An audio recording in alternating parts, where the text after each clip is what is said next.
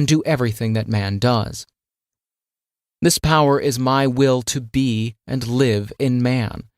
Therefore, whatever man is, I am, and whatever man does or you do, I do. And whatever you say or think, it is I who say or think it through your organism. You were also told that when man was thus possessed of my breath, he was given dominion over all the kingdoms of the earth, which means he was made Lord of the earth, the sea, the air, and the ethers, and all beings living in all these kingdoms paid him homage and were subject to his will. This naturally was so, for I, within man's consciousness and within all consciousness, am always manifesting my will, and I, the Lord and ruler of man's organism, am likewise the Lord and ruler of all organisms in which consciousness dwells.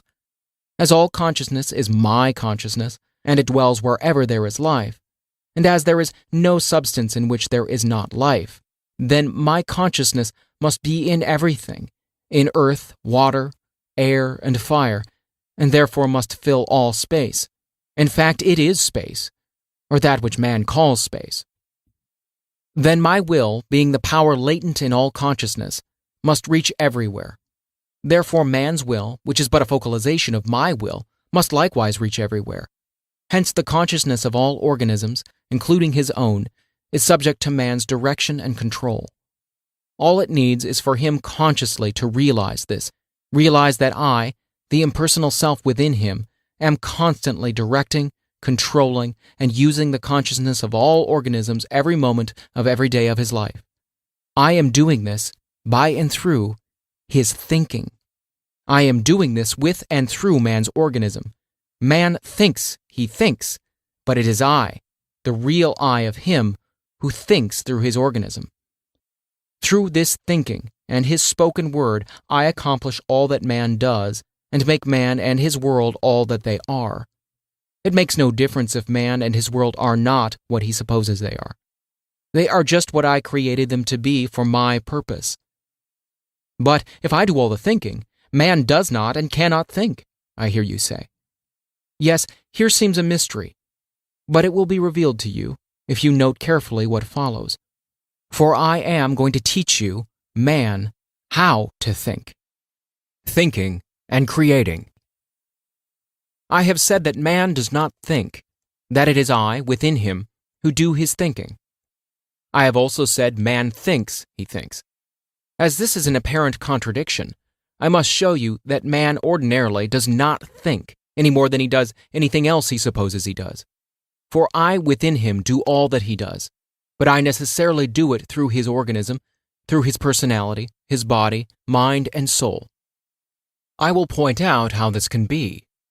First, try to realize that I made you in my image and likeness, and that I have my being within you.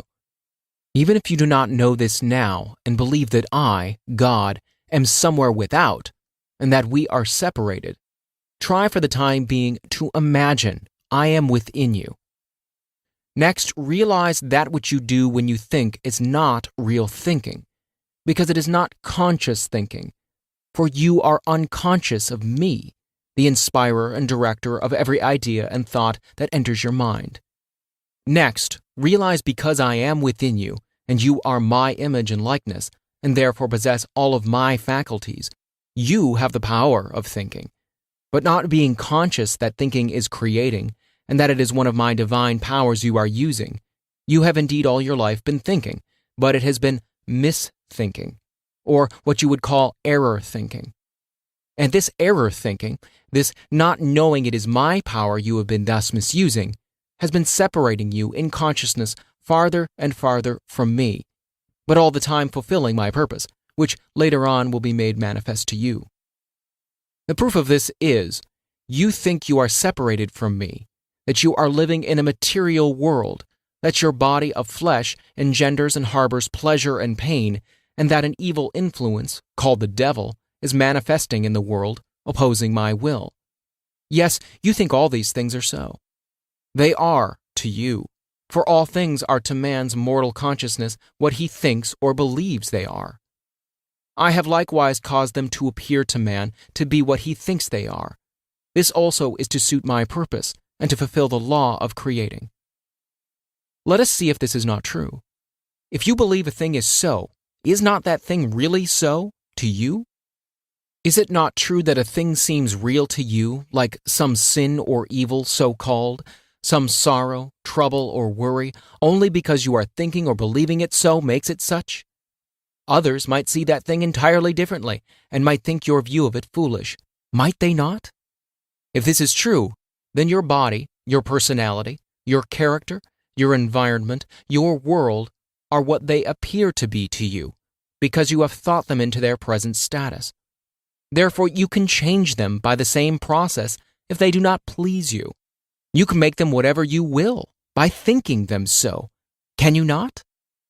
But how can one do real thinking, conscious thinking, so as to bring about this change, you ask?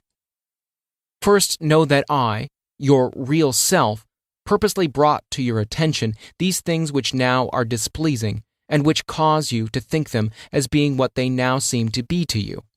I, and I alone, am thus preparing your human mind so that when you turn within to me, in abiding faith and trust, I can enable you to see and bring into outer manifestation the reality of these things which now seem so unsatisfactory.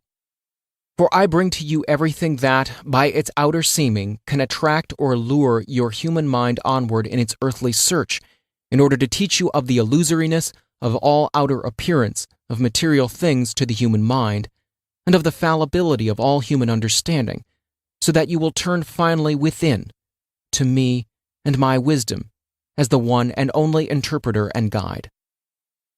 When you have turned thus within to me, I will open your eyes, and cause you to see that the only way you can ever bring about this change in thinking is by first changing your attitude towards all these things